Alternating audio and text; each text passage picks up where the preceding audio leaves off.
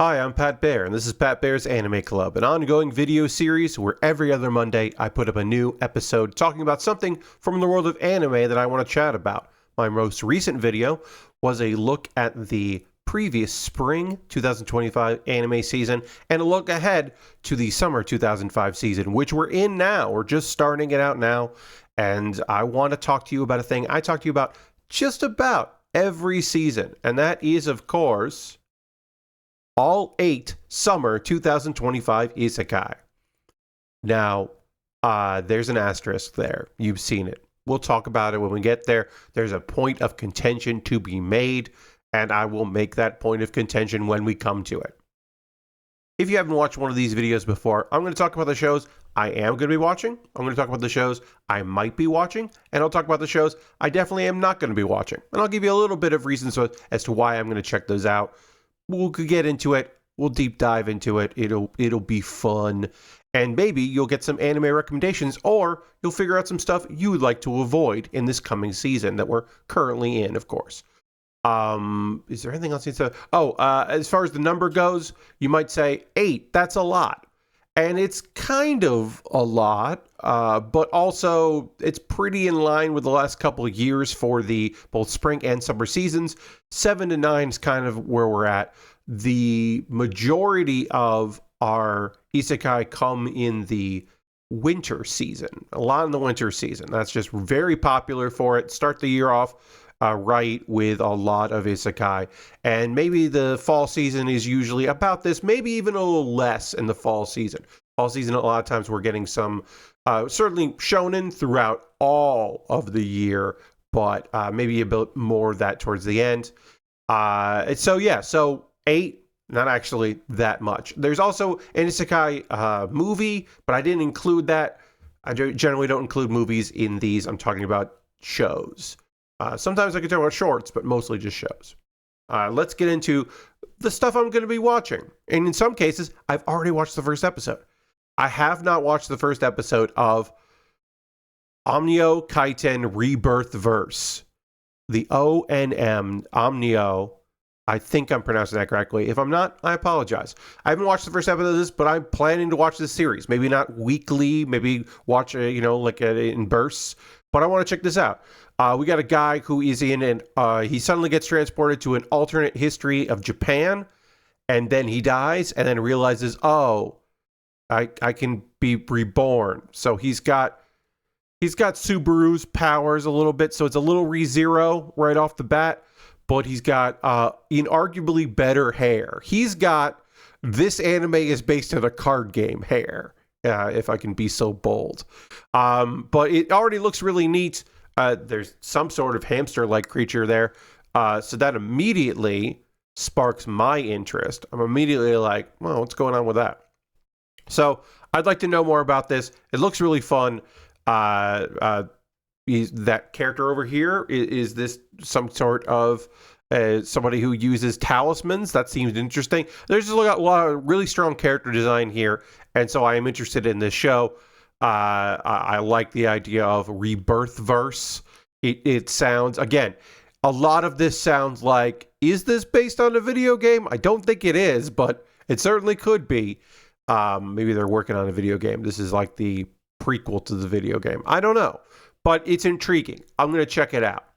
Again, I should say, this is not a recommendation. This is just letting you know what I'm checking out, and then you can take that information and do with it what you will. Like, you might not be excited to find out that Reborn is a vending machine, I Now Wander the Dungeon, Season 2, happened. The first episode's already out, and it was great. Boxo is back, our guy who loved vending machines so much that when he died, he got reincarnated in another world as a vending machine with magical abilities. He's back. The demon lords are still out there doing some shenanigans. First episode was excellent. It didn't really do anything to bring in new viewers, I don't think. I don't think it did really much of anything to kind of like remind you what's going on. It felt pretty much maybe like episode 13 of a 26 episode series, that kind of thing.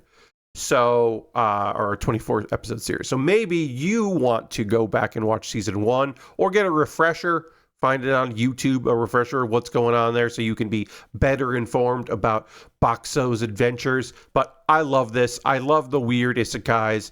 This first season was really fun, except for that one episode that was really, really unbelievably sad. Other than that, great show. And I'm excited for more of it. Like I said, watched the first episode, really liked it. I also watched the first episode of The Water Magician, which is a fantastic manga that I'm really, really enjoying. I will say the first episode maybe was a little too fast. The beginnings of our character who died and got reincarnated in another world with an unbelievably powerful body kind of remembers meeting with this angel. So there's a bit of an explanation of why he's there, but maybe not a super deep dive into that. But he just learns how to be a magician through various means, and it's really slow paced. I feel like, as I said, the first episode maybe was a little rushed compared to the manga. I haven't read the light novel. Maybe the light novel was also speedy, but I don't think so, because it's really slow paced. It takes quite a few chapters of the manga before we are introduced to another human character for our guy to interact with. It's pretty phenomenal. He is overpowered, and he does have cool hidden abilities, but it takes a while for him to understand those abilities and to start applying them. And it's, I don't want to say like reasonable how he gets to where he is, but it is thought out. It is not just, oh, he's got all these powers, let's go. He has to get there. And the supporting cast really fun, as we'll start to see in later episodes. So highly recommend this. I will recommend this one. I'm glad I'm watching it. I'm glad there's an anime version of it, and I would like you to check out The Water Magician if you can. Certainly be watching it weekly, and probably covering it for my live streams where I talk about stuff while building model kits. I'm probably going to cover Water Magician this season. Let's talk about Lord of Mysteries, which I've seen some places written as Lord of the Mysteries, but it's Lord of Mysteries. And this is the asterisk. This is the, Pat, are you calling this an isekai? And it's not because it's a questionable about if this is a different world. It is. Our character knows that he has transmigrated from regular Earth to this like strange, like kind of steampunk, some like ancient Chinese history, and then also is this like Lovecraftian? What's going on? And it's like trying to figure that out. And so you might say, well, okay, well, that's an isekai. Why is it an asterisk? And the answer is, I mentioned there Chinese history, which also might be Chinese folklore. I'm not going to get into that. This is a Chinese production. This is from China. This is not a Japanese animation based on a Chinese property. This has nothing to do with Japan. It's not listed on any charts list of isekais coming out this season. It is available on Crunchyroll. It's out there. It's the English translation. You can watch it if you want. But yeah, it's not Japanese. There's nothing to do with Japan. So maybe it's not capital A anime, but it is anime in the sense that in Japan, anime is just the word for animation. You know, King of the Hill is anime. Disney is anime. Simpsons are anime. Like, The Simpsons show is an anime. That there's no arguing that. Now, if you want to say, and certainly from Western perspective, that anime is something that is produced in Japan for primarily a Japanese audience, you can make that argument. I don't agree with that argument, but you can make that. That if I'm going to be including that this channel is Pat Baer's Anime Club, but if I'm going to be talking about anime, I'm talking about Japanese productions. So even something like, people would argue that Scott Pilgrim, the Scott Pilgrim Takes Off anime, was written by a Canadian and American. It was produced by a Japanese company, Science Saru, but that's not, people would say, well, no, that's not anime. And maybe it's not a capital A anime either. Anyway, like I said, I'm putting the asterisk in there because I'm still not fully sure. I'm still not fully figured out myself if this is a isekai that I would be talking about Pat Bear's Anime Club. Now, I should also say it's in the maybe pile. So I don't know if I'm going to watch this because I'm not really into Lovecraftian horror. I haven't read this. I've read, plenty of Mawa, but I haven't read this one. I don't know if I would be interested in it. I'm not weirded out by the fact that, I'm going to be watching it subtitled and those are Chinese voices. I have watched some Chinese animation before, and you just get into the rhythm of it, in the same way you get in the rhythm of Japanese. It's not the same language, but I've also watched French animation. I've watched French movies. I've watched stuff in Spanish. You just kind of figure it out. It's different, but it's not impossible. It's not difficult. It's just different. But I also don't know if I'm going to watch it. You know what I mean? I'm not saying this should count it as an isekai and I'm excited for it, because I'm not excited for it. I'm maybe interested. It's in the maybe. All right, let's get out of this minefield that I have already trudged through. And let's just get into the ones that I'm not going to watch, which you can watch if you want. If you want to watch these, you should watch these. I don't want to watch these. Let's talk about them. Apocalypse Bringer Negroa. That's not how you say that. Apocalypse Bringer Mingroa. World conquest starts with the civilization of ruin. I don't think I've said that one of those words right. Apocalypse Bringer is what I'm going to say from now on. I bounced off this manga really quickly. I'm somewhat intrigued in a different take on this character died and is now in the video game, because lately we had a lot of these slow-paced MMO style things, or the gardening kind of games, a lot of manga about oh, now I'm in a fantasy world and I'm just gonna do a Stardew thing, kind of. This is a little bit more like Overlord, which is kind of maybe the earlier of the modern isekai takes on video games of I have all these powers and I'm gonna take over the world. It's a little grimdark for my liking, and I'm not super interested in it. So, as I said, didn't really like the manga. Not going to watch the anime. If it turns out it's excellent, maybe I'll check it out. But my vibe says no. I was reincarnated as the seventh prince so I can take my time perfecting my magic ability. Season 2. I did not like Season 1. I do not like this manga. There is something about the cherubic art style of these characters that just rubs me the wrong way. And I think that the animation looked really good in Season 1. I never finished it, but I thought it looked really good. It's just, I don't like the character. I don't like the world. I really just don't like the art style. And I could be missing out, but I'm okay with that. I'll probably see some clips on TikTok and Instagram and YouTube, and I'll enjoy the I can't believe this kid is so powerful stuff. But yeah, I'm all right. I'm also all right with skipping Season 4 of The Rising of the Shield Hero.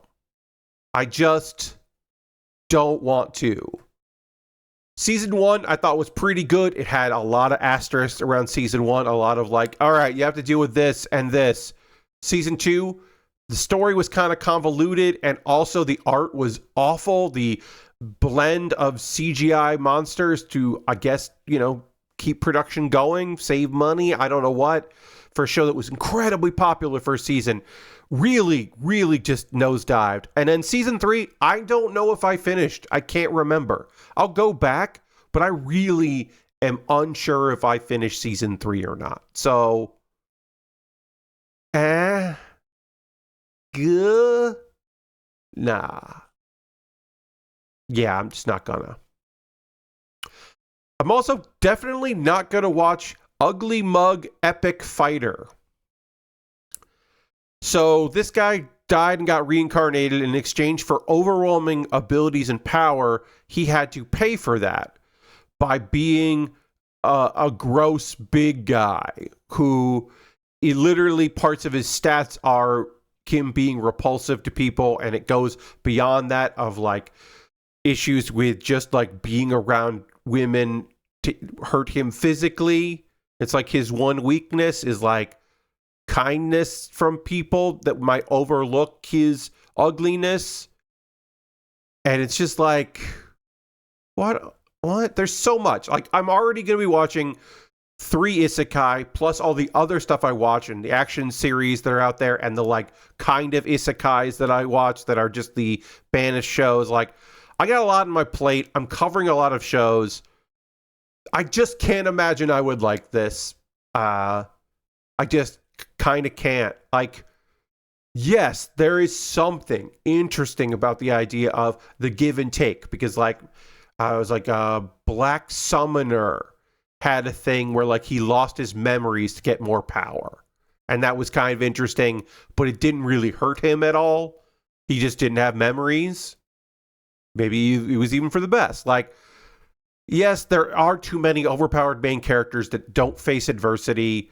And the manga out there and the light novels out there where they do face adversity don't always get produced. So maybe it's refreshing to have a character who has some kind of downside. And maybe the story is that it's not actually a downside. It'll be fine. But like, I'm good. I think I'm good. I think I don't need to see this. At least the Uncle Isekai, like, at least with that character, it was just how he looked wasn't interesting, wasn't appealing to that world. And that was like kind of fun and funny. But because he was just a dude. Whereas this is like, we're going to make you ugly. I'm good. I don't need it.